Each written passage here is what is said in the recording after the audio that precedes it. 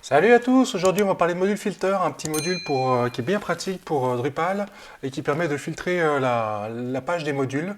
Donc allez, c'est parti, je vous montre ça tout de suite.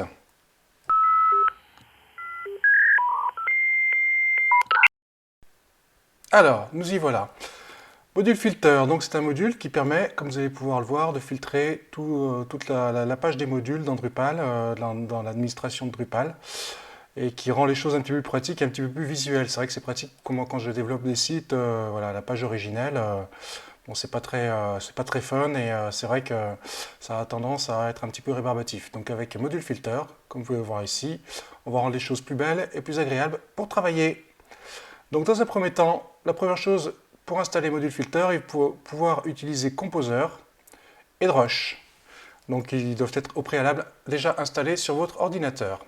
C'est parti, on fait un copier-coller, hop, et j'installe module filter. Le module est donc installé. C'est quand même vachement plus pratique avec Composer par rapport à avant, hein, où il fallait tout faire à la main, télécharger les fichiers et les installer tout à la main. Alors ce que je vais faire maintenant, c'est utiliser Drush pour faire une mise à jour de la base de données. Update DB. Tac, pas de mise à jour à faire. Donc on va se faire Drush en et comme enable module underscore filter.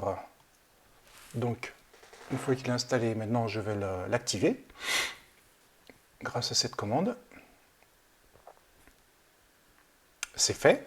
Alors, maintenant, ce qu'on va faire, on va faire drush cr comme pour vider le cache.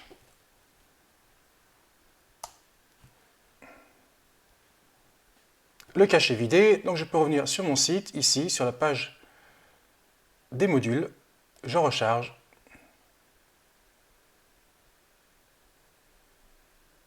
Et voilà, nous avons module filter avec tous les classements par module. Le cœur, la migration, multilingue, service web, tout est bien classé et tout est beaucoup plus pratique pour les recherches. Voilà, c'est tout pour aujourd'hui. Allez, je vous dis à bientôt!